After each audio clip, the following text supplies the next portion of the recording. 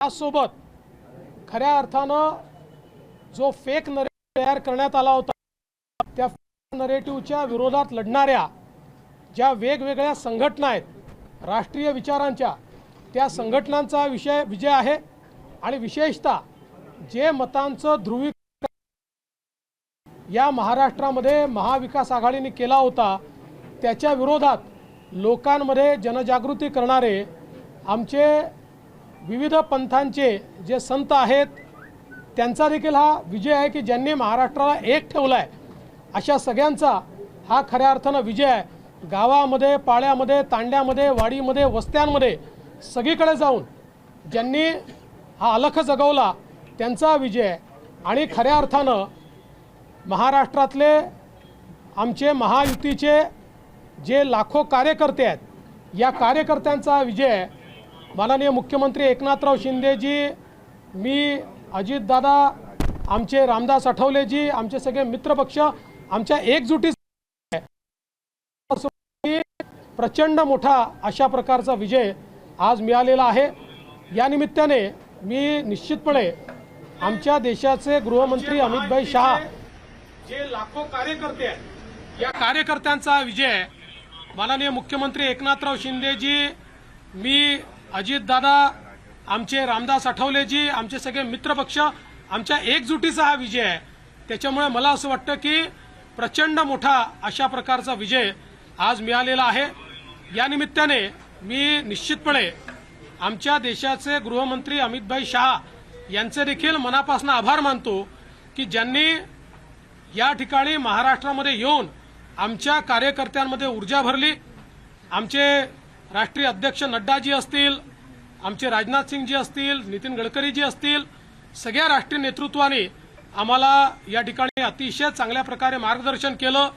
आमचे प्रभारी असतील या ठिकाणी आमच्या महाराष्ट्रामध्ये पियुषजी असतील, भूपेंद्रजी असतील, आमचे सगळे जेवढे या ठिकाणी आम्हाला मार्गदर्शन करत होते त्या सगळ्यांनी मला असं वाटतं की या विजयामध्ये हातभार लावलेला आहे आणि निश्चितच महाराष्ट्राच्या जनतेपुढे आम्ही नतमस्तक आहोत। याच्यापेक्षा जास्त आज या ठिकाणी काही बोलताच येत नाही। अक्षरशः साष्टांग दंडवत महाराष्ट्राच्या जनतेला, ज्या महाराष्ट्राच्या जनतेने हे प्रेम दिलेलं आहे। आणि मला असं वाटतं की जो काही एक विषारी प्रचार सातत्याने झाला त्या प्रचाराला महाराष्ट्राच्या जनतेने आपल्या कृतीतून उत्तर दिलेलं आहे आणि म्हणून अशा जनतेचा मी आभार मानतो ज्यांनी ही एकी दाखवली आहे त्यांचा मी आभार मानतो। आणि मी सांगितलं होतं की आम्ही आधुनिक अभिमन्यू आहोत, आम्ही चक्रव्यूह तोडून दाखवू। तो चक्रव्यूह तुटलेला आहे आणि महाराष्ट्र मोदीजींच्या पाठीशी खंबीरपणे उभा आहे। आज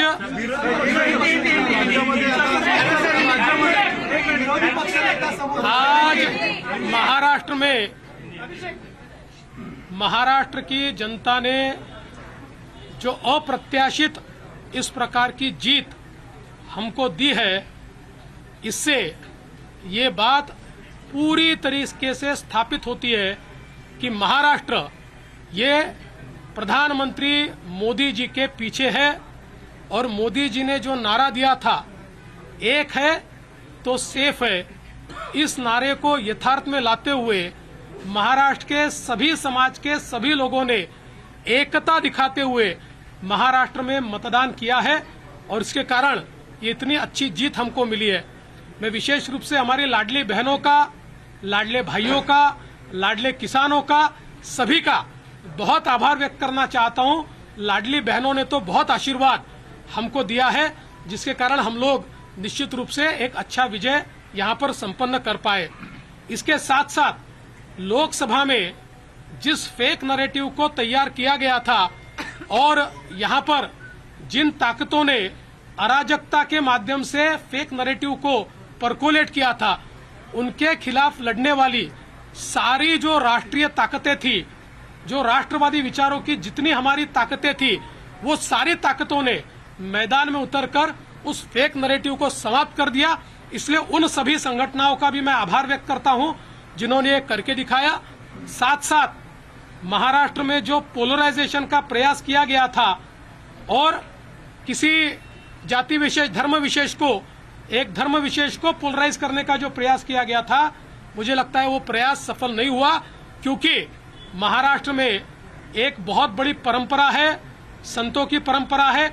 इस परंपरा का निर्वाह करने वाले अलग अलग पंथों के जो हमारे सारे साधु संत हैं, उनका भी आशीर्वाद हमको मिला, जिन्होंने बिल्कुल गांव-गांव तक जाकर अलख जगाया और एक रहने का संदेश दिया, जिसके कारण मैं ऐसा मानता हूं कि एक बहुत अच्छा विजय हमको मिला है।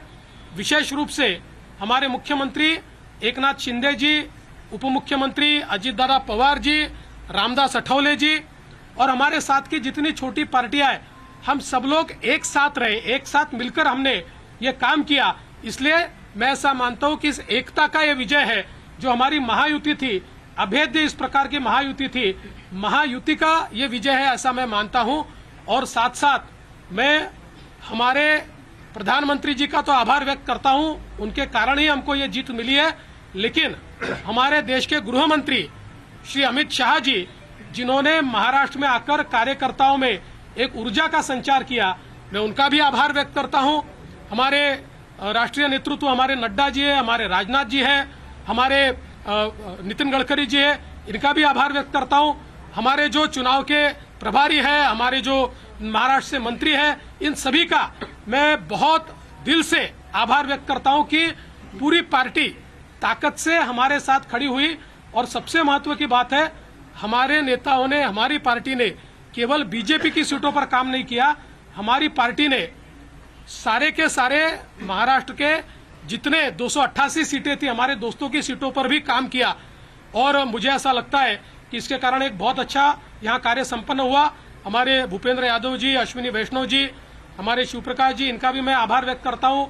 हमारे यहाँ पर जो हमारे सारे अलग अलग प्रांतों से भी जिन लोगों ने हमको मदद की, उनका भी मैं आभार व्यक्त करता हूँ। हमारे पीयूष जी का मैं आभार व्यक्त करता हूँ, हमारे शिवराज सिंह चौहान जी का भी मैं आभार व्यक्त करता हूँ।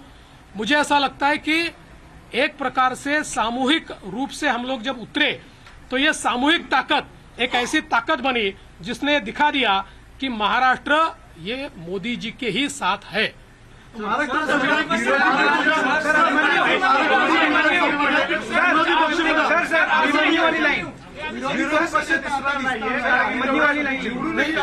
अभिमन्यू वाली लाइन अभिमन्यू की तरफ चक्रव्यूह आपने भेज दिया सर।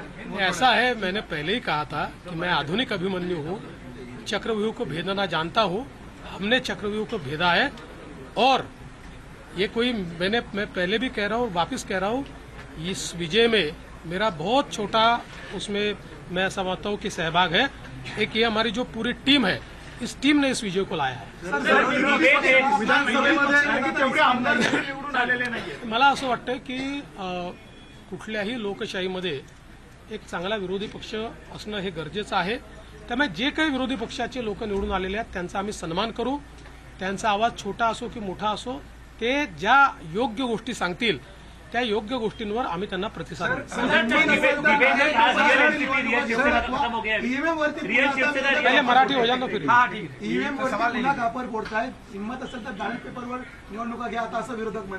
आम्हाला ते माहितीच होतं। जर झारखंडमध्ये झारखंड मुक्ती मोर्चा जिंकला तर तिथलं ईव्हीएम टॅम्पर प्रूफ परफेक्ट एकदम जनमताचा कौल लोकशाहीचा विजय। आणि महाराष्ट्रामध्ये हे धाराशाही झाल्याबरोबर लोकशाही खतऱ्यात आलेली आहे, ईव्हीएम प्रॉब्लेममध्ये आहे, ईव्हीएम टॅम्पर झालेला आहे। मला असं वाटतं की कुठेतरी अशा परिस्थितीमध्ये आत्मचिंतन केलं पाहिजे आणि खरी कारणं काय, मला काय त्यांना सल्ला द्यायचा नाही आहे, मी तेवढा मोठाही नाही आहे, पण कधीतरी त्यांना खरी कारणं काय आहेत याचा विचार करावा लागेल। मुख्यमंत्री पदाची स्वप्न पाहिली असे राष्ट्रवादी आणि काँग्रेसमधल्या बड्या नेत्यांचे या विधानसभा निवडणुकीमध्ये पराभव झालेला आहे। असं लोकशाहीची हीच खरी मला असं वाटतं गंमत आहे की लोकशाहीमध्ये कोणाला जनता डोक्यावर घेईल आणि कोणाला जनता धाराशाही करेल हे सांगता येत नाही। या निवडणुकीने पुन्हा एकदा ते दाखवून दिलं। मोठ्या प्रमाणामध्ये यश मिळालेलं आहे। मागच्या वेळेस दातृत्व दाखवत भाजपाने एकनाथ शिंदेना सीएम पद दिलं। आता सगळ्या तुमच्या लोकांच्या अनेक राजकीय नेत्यांचे बाईट्स येत आहेत किंवा प्रतिक्रिया येत आहेत की भाजपाला आता यश मिळालं तर भाजपाने मुख्यमंत्रीपद घ्यायला हवं। या बाबतीत माननीय अमित भाई शहांनी प्रेस कॉन्फरन्समध्ये क्लिअरली सांगितलेलं आहे मुख्यमंत्रीपद हे कुठल्या निकषावर नाही. मुख्यमंत्रीपद तीनही पक्षाचे नेते एकत्रित बसून ठरवतील. एकनाथराव शिंदेजी त्यांच्या पक्षाचे राष्ट्रीय अध्यक्ष आहेत, अजितदादा त्यांच्या पक्षाचे राष्ट्रीय अध्यक्ष आहेत आणि आमचे जे राष्ट्रीय अध्यक्ष आहेत त्यांना आमचं पार्लमेंटरी बोर्ड हे ऑथराईज करतं. ते बसून जो निर्णय घेतील तो निर्णय असेल. कुठलाही वाद नाही आहे, कुठलाही विवाद नाही. सर हिंदी में कहना चाहिए सीएम पद को लेकर बहुत सवाल खड़े हो रहे हैं क्योंकि आप लोग सबसे देखिए, बड़ी कोई- पार्टी हैं, तो सीएम पद क्या बीजेपी के खाते में? सीएम पद के ऊपर कोई भी विवाद यहाँ नहीं होने वाला, क्योंकि पहले दिन से ये तय है कि चुनाव जब संपन्न होगा तो चुनाव के बाद तीनों पार्टियां मिलकर इसको तय करेगी. हमारे नेता आदरणीय होम मिनिस्टर साहब ने प्रेस कॉन्फ्रेंस में ये बहुत स्पष्ट शब्दों में बताया है कि चुनाव के बाद तीनों पार्टियां बैठेगी और इसका निर्णय करेगी. अभी मैं ऐसा मानता हूं कि हमारे एकनाथ शिंदे जी उनके पार्टी के अध्यक्ष हैं, अजित पवार जी उनके पार्टी के अध्यक्ष हैं और साथ में हमारे पार्टी के जो राष्ट्रीय अध्यक्ष हैं उनको हमारा पार्लियामेंट्री बोर्ड ऑथराइज करता है. तो ये लोग बैठकर एक उचित निर्णय करेंगे. हमारे वरिष्ठ नेताओं से बातचीत करेंगे, हमारे पार्लियामेंट्री बोर्ड से बातचीत करेंगे. जो निर्णय होगा वो सबको मान्य होगा, इसमें कोई विवाद नहीं.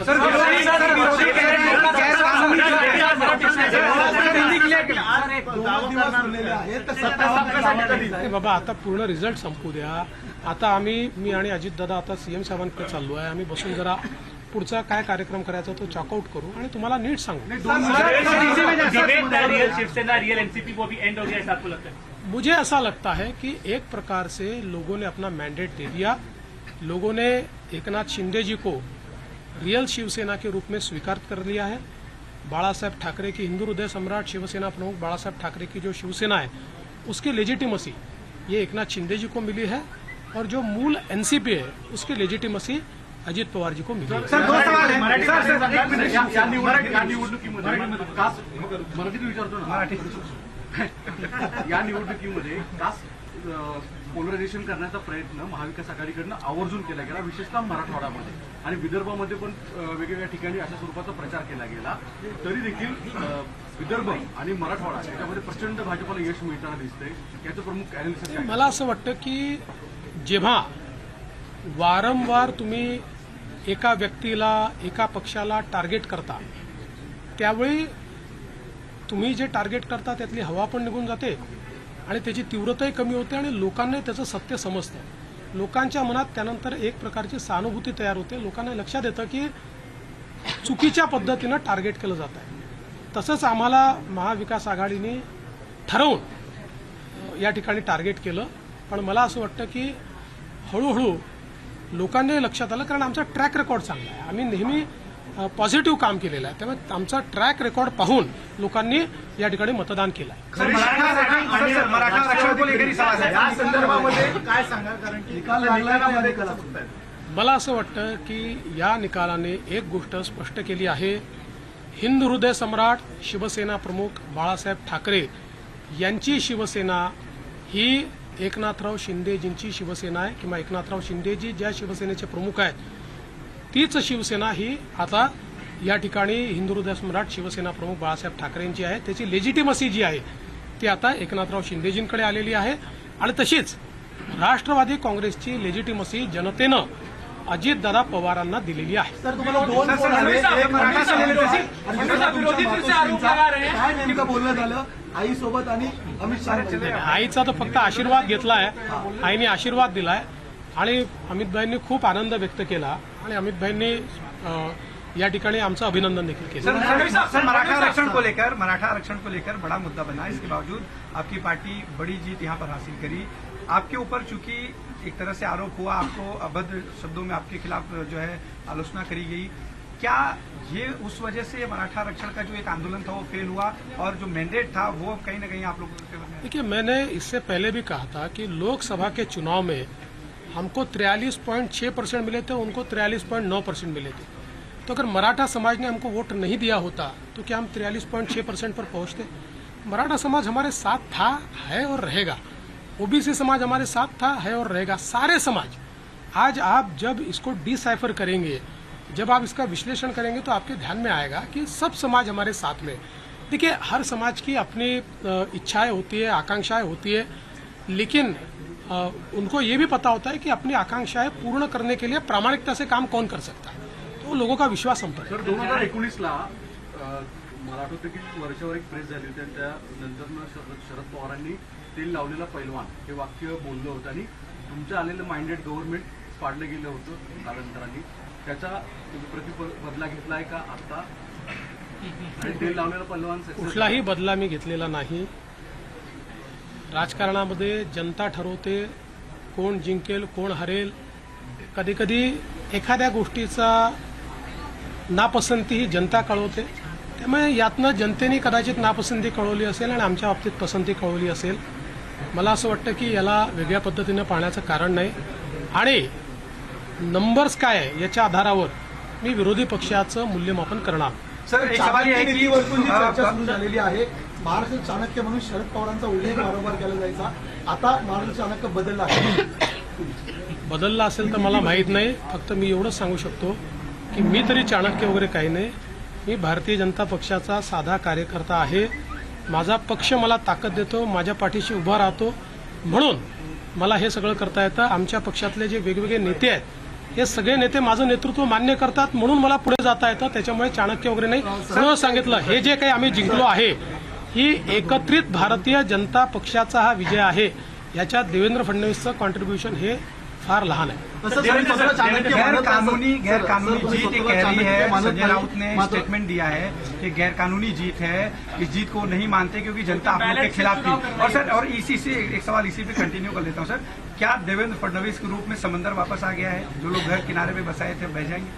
देखिए पहली बात तो ये है कि संजय राउत इनके ऊपर मैं कभी प्रतिक्रिया देता नहीं हूँ, लेकिन आज आवश्यकता इसलिए दे रहा हूँ. मुझे ये पता है कि झारखंड में झारखंड मुक्ति मोर्चा जीता है तो बहुत लेजिटिमेट जीता है. वहाँ चुनाव एकदम फेयर हुआ है. वहाँ पर इलेक्शन कमीशन ने अच्छा काम किया है. वहाँ पर ईवीएम इतना पक्का था कि वो हैक ही नहीं हो सकता. वहाँ लोकतंत्र का विजय हुआ है. और महाराष्ट्र में अगर हमको लैंडस्लाइड विक्ट्री मिली है तो इलेक्शन कमीशन भी बायस हो गया है. यहाँ का ईवीएम हैक हो गया है. यहाँ पर लोकतंत्र की हत्या हो गई है. देखिए कभी ना कभी आत्मचिंतन करने की आवश्यकता होती है. जो आत्मचिंतन नहीं करते जिंदगी में वो समाप्त हो जाते हैं. मुझे ऐसा लगता है कि कभी ना कभी आत्मचिंतन करना चाहिए और इस प्रकार से वो बात करेंगे तो क्या लोगों का विश्वास बैठेगा? चलो थैंक यू.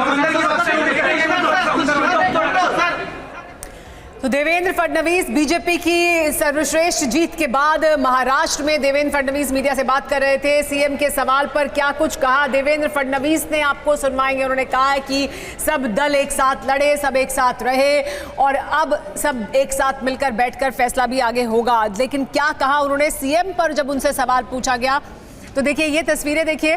यहाँ पर देवेंद्र फडणवीस आए और मीडिया से बात की. बहुत से सवालों का जवाब दिया उन्होंने. किस तरह से उनके साथ साथ जो तमाम दल थे, चाहे वो छोटे दल हों या बड़े दल, उनके साथ मिलकर किस तरह से उन्होंने चुनाव लड़ा और उसके बाद लोगों ने एक बम्पर जीत बीजेपी की झोली में और एनडीए की झोली में डाली है. तो देखिए हम आपको क्या कुछ कहा है देवेंद्र फडणवीस ने मुख्यमंत्री के सवाल पर, वो एक बार फिर सुनवाते हैं.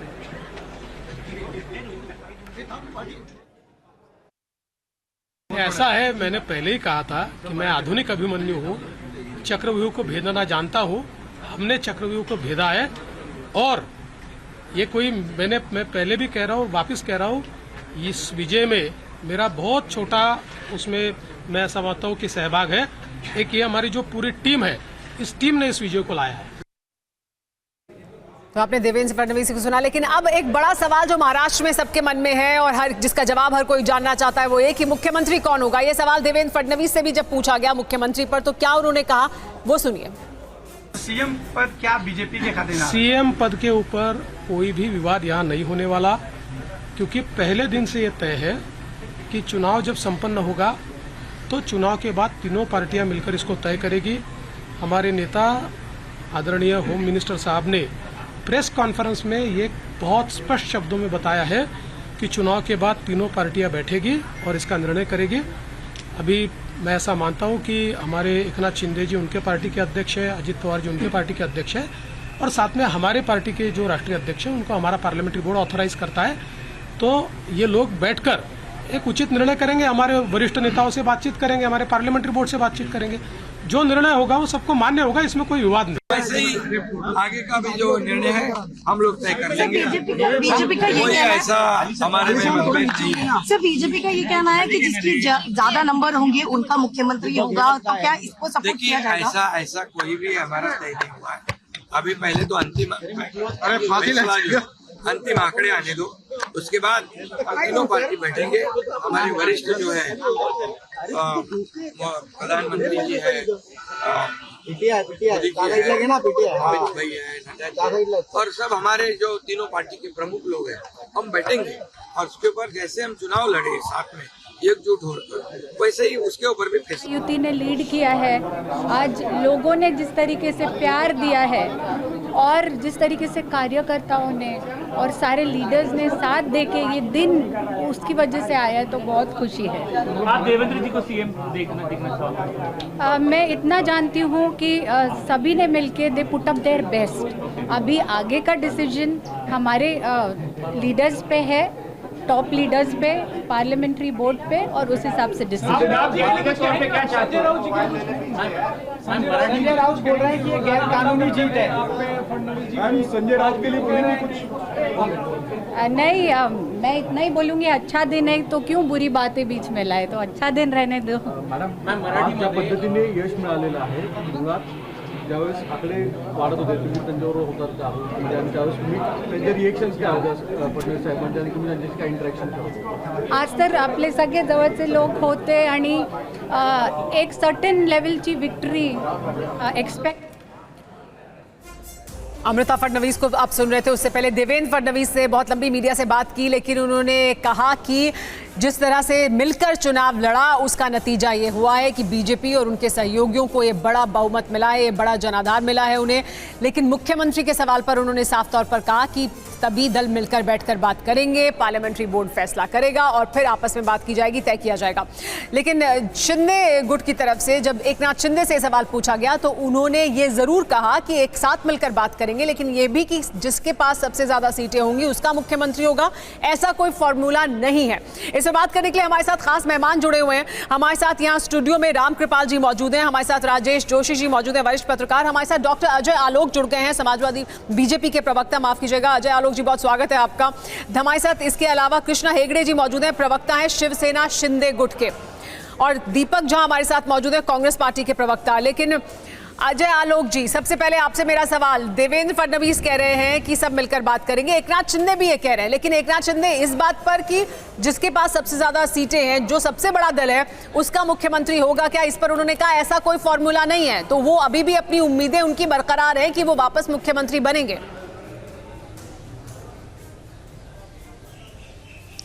देखिए, अभी तो हम मजा ले रहे हैं इतने अच्छे मैंडेट का।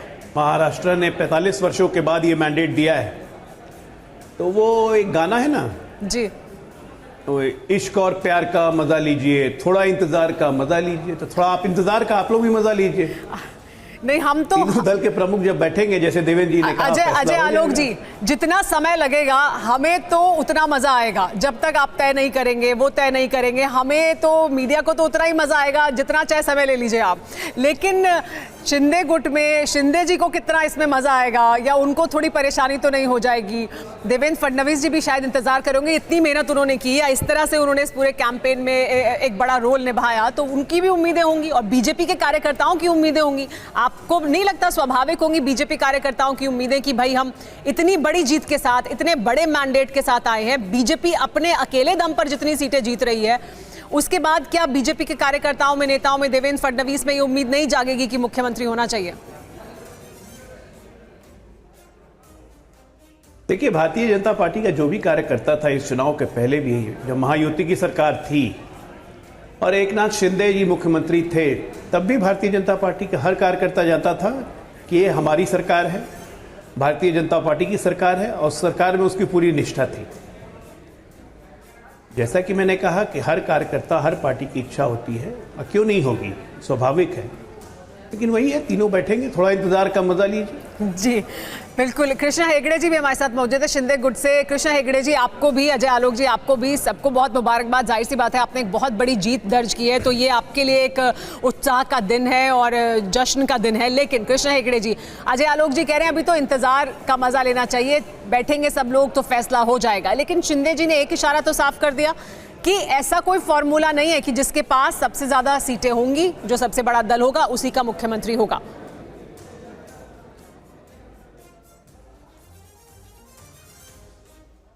आपका माइक म्यूट है कृष्णा हेगड़े जी, अगर आप अनम्यूट करके बोलेंगे तो हमें सुनाई देगा। दीपक जी बोलिए। देखिए, जो इंतज़ार का मज़ा भी हम ले रहे हैं और एक ऐतिहासिक जीत का भी हम मज़ा ले रहे हैं, क्योंकि इतने सालों के बाद एक ऐतिहासिक ऐसे बड़ी जीत हमको मिली है। दूसरी बात यह है कि महाराष्ट्र की जनता ने निर्णय लिया है, तय किया है कि असली शिवसेना कौन है, बाला साहेब ठाकरे जी के हिंदुत्व के उत्तराधिकारी और पॉलिटिकल उत्तराधिकारी कौन है, और उन्होंने एकनाथ शिंदे जी के नाम पे अपना मोहर लगाया है। तो इससे ज़्यादा खुशी हमको और कुछ नहीं हो सकती। दूसरी बात है कि लोकसभा इलेक्शन में भी हमने उद्धव ठाकरे जी से अच्छा परफॉर्मेंस दिया और ये बार तो हमने उनको साफ ही कर दिया।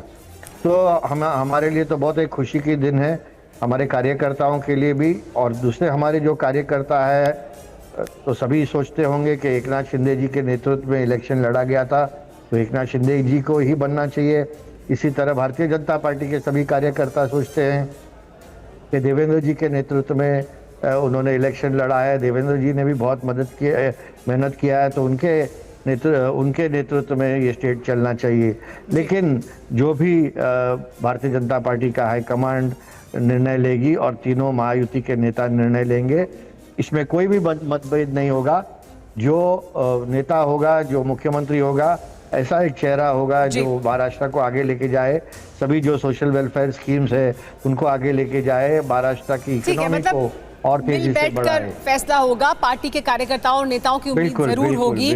लेकिन रामकृपाल जी, एक बड़ा सवाल ये है कि टेंशन कोई जाहिर सी बात नहीं है, और जिस तरह से रामकृपाल जी, जिस तरह का बहुमत मिला है, जिस तरह के नंबर्स मिले हैं बीजेपी और या एनडीए को, जो पूरी महायुति है उसको, उसके बाद सरकार जिस तरह से वो बना रहे हैं, क्या बीजेपी अभी भी, क्या आपको लगता है बीजेपी की स्ट्रैटेजी को देखते हुए, बीजेपी की रणनीति को देखते हुए, इससे पहले वाले उनके चुनावों को देखते हुए, क्या आपका आकलन है, क्या कहता है कि क्या शिंदे को अभी भी मुख्यमंत्री पद की वो कुर्सी दे सकते हैं? ऐसी कोई गुंजाइश आपको दिखाई देती है, या बीजेपी की तरफ से ही होगा मुख्यमंत्री? देखिए, जिस तरह से आलोक जी ने भी कहा और जो शिंदे गुट के प्रवक्ता जी हैं उन्होंने भी बड़े शालीनता से इस बात को कहा कि जो बहुत स्वाभाविक है कि हर पार्टी ये सोचेगी कि हमारे दल का मुख्यमंत्री हो, अच्छी बात है, सोचना भी चाहिए। लेकिन याद रखिए कि 2019 में जो शिवसेना विभाजित हुई, उस पर सिर्फ एक था कि वो चुनाव फडणवीस जी के नेतृत्व में लड़ा गया था, और बीजेपी इस पे स्ट्रिक्ट रही कि हम इनके नेतृत्व में चुनाव लड़े हैं, इसलिए मुख्यमंत्री फडणवीस ही होंगे। इस बात पर बीजेपी नहीं झुकी और उद्धव जी चले गए। अब जो फैसला आज आया है, वो फैसला जो उद्धव जी ने उस समय जो जनमत का निरादर किया था उस पर फैसला है, और फडणवीस जी ने जो त्याग किया कि वो मुख्यमंत्री के नाम पर उस त्याग का फल भी मिलना चाहिए देवेंद्र फडणवीस को, मेहनत का भी, और बीजेपी ने जो रणनीति बनाई वो काम कर गई, तो जाहिर सी बात है बीजेपी की उम्मीद भी होगी, जिस तरह का उनके पास इस वक्त संख्या बल है, उसके बाद ये उम्मीद और ज्यादा मुखर भी होगी और प्रबल भी होगी। राजेश जोशी जी, लेकिन आवाज सुनाई, किस तरह से राजेश जोशी जी तस्वीर बदली है? जूनियर हम भाई हैं या हम छोटे भाई हैं, आप बड़े भाई हैं शिवसेना, ये वहां से जर्नी शुरू हुई है बीजेपी की, और अब ऐसा लगता है कि ये उलट गया है, पलट गया है पूरा मामला। अब अगर हम शिंदे गुट को ही मान लें कि वही असली शिवसेना है, तो वो अब छोटा भाई और बीजेपी बड़ा भाई, तो बड़ा भाई ही रखेगा कुर्सी।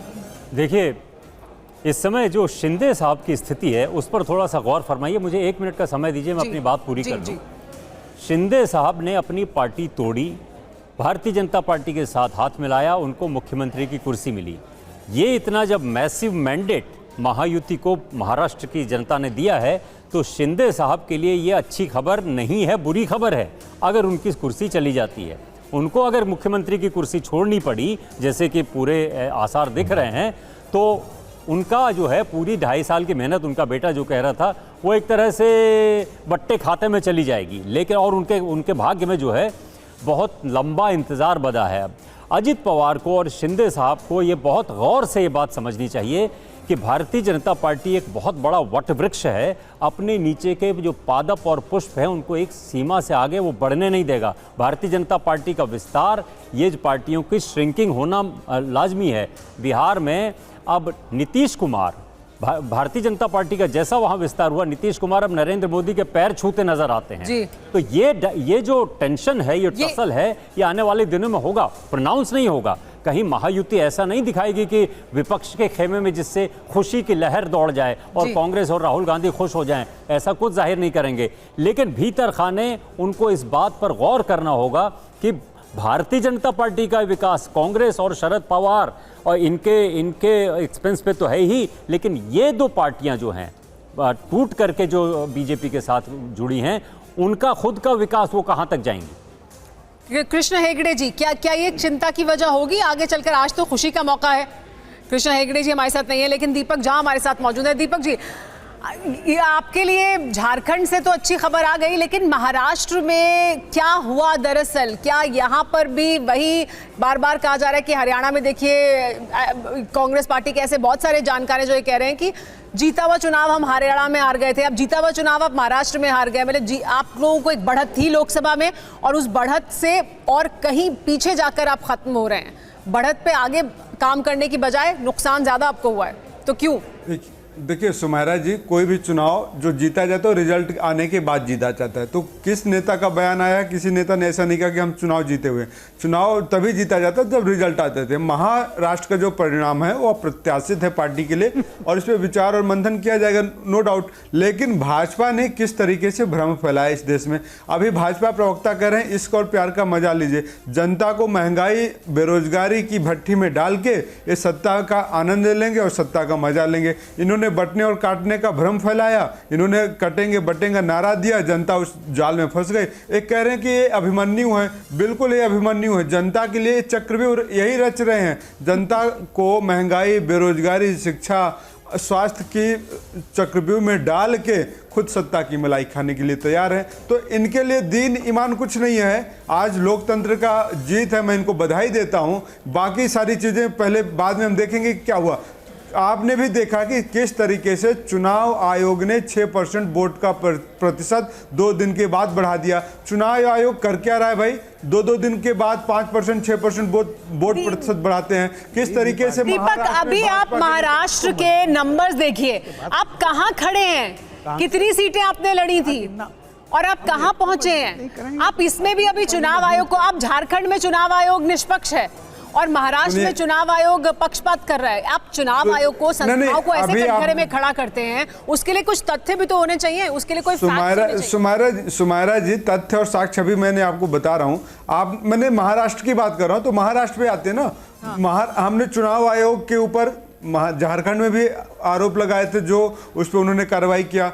महाराष्ट्र में भी हमने पुलिस अधीक्षक को हटाने के लिए मांग किया था, इन्होंने नहीं हटाया था उस वक्त। तो बातें सारी की सारी स्पष्ट है किस तरीके से भाजपा। अच्छा, आप सीधा सवाल, ईवीएम ठीक काम कर रही थी कि नहीं महाराष्ट्र में, हाँ या ना? देखिए ईवीएम पे पहले भी हम आरोप लगाते आए हैं, ईवीएम पे अभी भी हम कह रहे हैं कि 6% वोट प्रतिशत कैसे बढ़ा, ये बताइए ना। चुनाव आयोग ने तब पूरा मामला बताया था, चुनाव आयोग की तरफ से तब स्पष्टीकरण दिया गया था, तो चुनाव आयोग ने इस पर अपना पक्ष सामने रखा था। दीपक जी, लेकिन आप ये बताइए कि आप एक तरफ चुनाव में जाते हैं, वोट मांगते हैं, जब आप जीत जाते हैं तो आप कहते हैं कि ये देखिए हमारे लोगों में विश्वास जताया है। लोकसभा चुनाव में अगर आपको कुछ सीटें मिली, आपको बढ़त मिली महाराष्ट्र में, तो यही महाराष्ट्र आपके लिए एक बहुत अच्छा महाराष्ट्र था जहां पर जनता जो है बहुत अच्छा फैसला कर रही थी। अब अगर जनता ने ये फैसला किया है तो इसको भी सिर माथे पर रखिए, स्वीकार कीजिए कि आपको नहीं लगता मंथन करने की जरूरत है कि आप कहाँ फेल हो रहे हैं, आपकी स्ट्रैटेजी कहाँ पर फेल हो रही है, चुनाव मैनेजमेंट में आप क्या कहीं बहुत पीछे हैं बीजेपी से? सुमायरा जी, मैंने शुरू में ही कहा कि अप्रत्याशित जीते भाजपा की आज के दिन, इसीलिए। लेकिन जो सवाल रह जाते हैं हम अपना आत्मलोकन करेंगे, आत्ममंथन करेंगे, निरीक्षण करेंगे। लेकिन जो सवाल हैं इस चुनाव पे जो रणनीति बनाई भाजपा ने, मैंने वही कहा कि महंगाई की भट्टी में भाजपा ने महंगाई की, बेरोजगारी के चक्रव्यूह रच के जनता को इन्होंने भट्टी में डाल दिया और अभिमन्यु बन के सत्ता की मलाई तक पहुंच गए। जनता को छलना भाजपा से कोई सीखे तो जनता के साथ जो छल किया जा रहा है उस सवाल के साथ हम अभी भी खड़े हैं, सच के साथ हम अभी भी खड़े हैं। हम जनता के मुद्दे, वास्तविक मुद्दे उठाते रहेंगे। देवेंद्र फडणवीस जी बताएं इस देश को, महाराष्ट्र को, कि अब क्या वो जाके पाकिस्तान में तिरंगा लहराएंगे? जनता, इन्होंने क्या कहा था कि हम पाकिस्तान में तिरंगा लहराएंगे अगर महाराष्ट्र में जीत गए। तो अब ये डेट बताएं, समय बताएं कि पाकिस्तान कब जा रहे हैं, पाकिस्तान में बिरयानी खाने कब जा रहे हैं। देश जानना चाहता है। अमित शाह जी ने कहा था कि हम रोहिंग्याओं को महाराष्ट्र से भगाएंगे, तो अब अमित शाह एक समय सीमा तय करके बताएं कि रोहिंग्याओं को कब भगाएंगे। तो ये सारे मुद्दे थे जनता को इन्होंने महंगा। ठीक है दीपक जी, इस पर रामकृपाल जी कुछ प्रतिक्रिया देना चाहते हैं। लेकिन दीपक, एक बड़ा सवाल ये भी ना कि आपने जो मुद्दे उठाए उन्हें क्या महाराष्ट्र की जनता ने नकार दिया फिर? क्योंकि ये जो नतीजे हैं वो यही बता रहे हैं ना कि आप जो मुद्दे उठा रहे थे वो जनता ने नहीं स्वीकार किए, उस पर वोट नहीं किया, और कोई एक जगह नहीं, कोई एक इलाका नहीं, ज्यादातर सभी इलाकों में एक तरफा आंधी जैसी दिखाई दे रही है बीजेपी। सुमायरा जी, वही मैंने कहा कि चक्रव्यूह एक ऐसा माया जाल होता है जिसमें आपको पता नहीं होता कि क्या। तो भाजपा ने एक ऐसा चक्रव्यूह रचा जो कि झूठे वादों का चक्रव्यूह था। चलिए ठीक है, अब वापस आएंगे आपके पास। आलोक की भी प्रतिक्रिया इस पर लेंगे। रामकृपाल जी, संक्षेप में सर, क्योंकि आलोक की प्रतिक्रिया भी लेंगे। मैं बहुत संक्षेप में कहूंगा जी। अभी राजेश भाई ने एक बात कही थी कि क्या रणनीति के बारे में बीजेपी क्या करना चाहती है। देखिए, अखिलेश जी ने कुछ दिन पहले कहा था कि राजनीति में त्याग की उम्मीद कोई पार्टी न करे किसी पार्टी से। बिल्कुल सही बात है। हर पार्टी अपने को मजबूत करना चाहेगी, वो भी राष्ट्रीय पार्टी है। लेकिन कांग्रेस पार्टी शायद त्याग करती रही दूसरों के लिए, क्योंकि कांग्रेस पार्टी अपने लिए नहीं लड़ रही है जी, वो बीजेपी को हराने के लिए लड़ रही है। तो त्याग का कोई मतलब ही राजनीति में राजनीति करने के लिए, अपनी पार्टी को बढ़ाने के लिए काम करना चाहिए। अजय आलोक जी, तो त्याग व्याग नहीं होगा ना? रामकृपाल जी कह रहे हैं यही होनी चाहिए सबकी नीति, अपनी पार्टी को आगे बढ़ाएं, अपनी राजनीति को आगे बढ़ाएं, सहयोगी साथ में रहें, उनका सम्मान हो, लेकिन त्याग की कोई गुंजाइश नहीं है। आलोक जी। मेरा जी, सबसे पहले तो कांग्रेस के मेरे मित्र ने कहा कि अजय जी ने कहा कि इश्क और प्यार की बात कर रहे हैं। मोहब्बत की दुकान पर चलाने वाले को इश्क और प्यार से दिक्कत हो रही है। वाह, अरे आप सत्ता से मेथोडोलॉजी की हाइट, जनता से इश्क करते हैं। रस्सी जल गई, रस्सी जल गई। जब आप बोल रहे थे वो बिल्कुल नहीं बोले, समय की कमी है, उनको बोलने दीजिए, बीच में मत बोलिएगा जी। अजय आलोक। रस्सी जल गई, बल नहीं गया। केंद्र सरकार से 10 साल से बाहर हैं, प्रदेश दर प्रदेश बाहर होते जा रहे हैं। सबसे बड़ी पनौती अगर कोई पार्टी है तो वो कांग्रेस पार्टी है, ये साबित हो गया। जहां लीडिंग रोल में रहती है वहां खुद तो हारती है, अजय आलोक जी, को भी हरा। लेकिन आपके लिए तो अच्छा ही है ना। अब देखिए, झारखंड में मुक्ति मोर्चा लीडिंग रोल में था, आपको जीत पे जीत मिल रही है।